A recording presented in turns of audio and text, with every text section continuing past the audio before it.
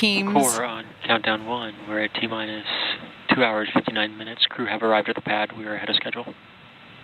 All right, that was a commentary from SpaceX Core, or Crew Operations and Resources Engineer Arthur Berrialt, indicating that the crew has arrived, which, as you can see just there momentarily ago, exiting the Teslas.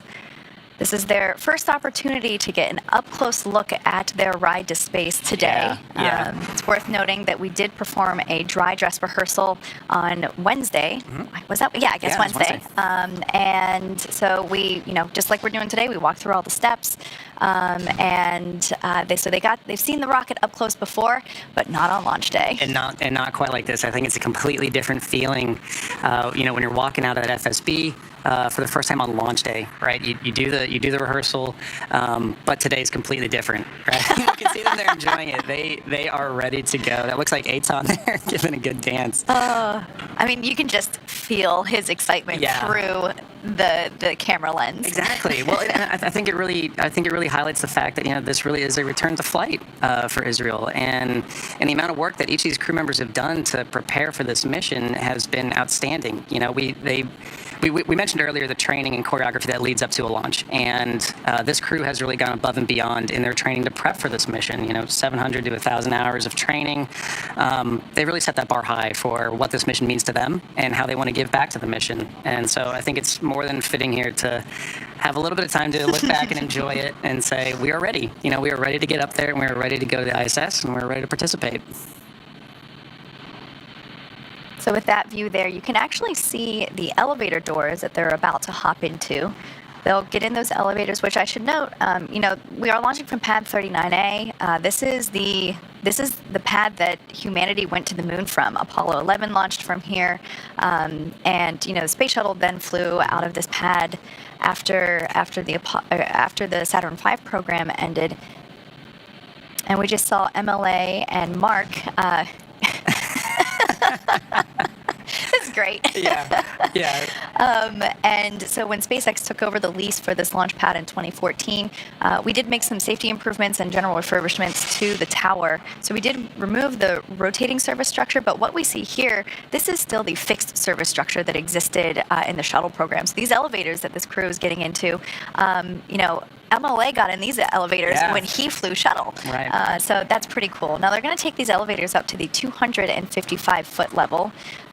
In the tower, we don't mark it by level numbers. And there we can see that they have exited the elevator. Right. We see Mark Pathy there. Walking up the rest of the service structure.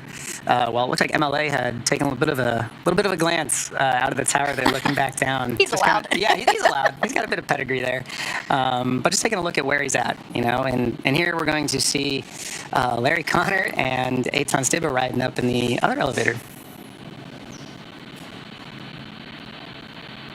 Yeah, so they're going to go up to the 255-foot level, and then right there we can see them ascending the final 10 feet up to the 265-foot level via a staircase.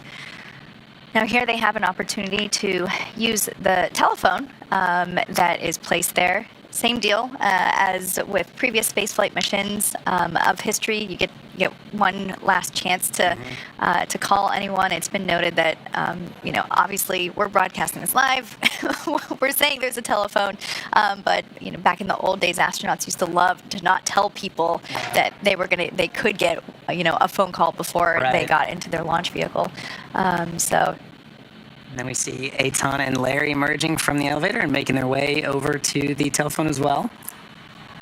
And Kate, look, I'm seeing that advanced team, following them around. Everybody's got numbers marked down. It looks like everybody here has a very specific role to play in the, the pad walk up and all the way through crew ingress, right? For sure. Everyone is in bunny suits. We want to make sure that the spacecraft itself is a clean environment. We are launching from Florida. There's bugs. There's no way to avoid them, from an atmospheric standpoint. So we really want to make sure that we block off any opportunity for FOD, foreign object debris, which could be a bug, could be a hair, could be anything that's not meant to be in the vehicle. And so you can actually see it in the right-hand corner. There's a small window, a rectangle, And that's basically a protective flap that blocks the open environment air from the crew access arm and therefore into the white room and into the capsule. So really making sure that that environment is clean. That's why these our closeout leads and our suit technicians are in those bunny suits that you see there with numbers on the back. It's hard to tell people apart, so you are assigned a number. And yeah, so we try to do our best here to make sure that everything that we don't want to go into, ultimately to go up to the space station, it stays out. Right. And again, that's just one small part of the controls that are in place to really make sure that, launch day is successful. And another part of that is understanding the role that everybody plays. It's all part of the training that leads to this moment. As I'm sitting there watching it as well, I'm noticing the arrows marked on the ground, representing emergency egress paths and things like that. So saw a great moment there between Larry and Eitan. You can tell they're just excited about it. Yeah, as you mentioned before, a lot of training has gone into what we're seeing today. That includes preparation for all scenarios. Those arrows on the floor basically indicate the quickest path to safety in the event that the teams need to exit the tower rapidly. So everything is, we try to think of everything, all scenarios. Right. Preparation is ultimately the key to success. So there you see a view of that 265-foot level connected by the crew access arm over to the capsule. Now, we do see folks milling about. One thing to note, we did have part of the SpaceX crew actually here at the pad prior to the arrival of the crew. They're called the advanced team. That's a small group of people that are basically responsible for preparing the cabin prior to the crew's arrival.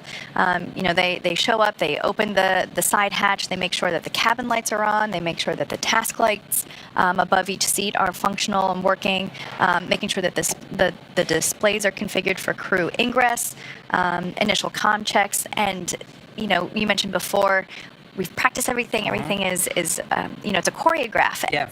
That advanced team, it's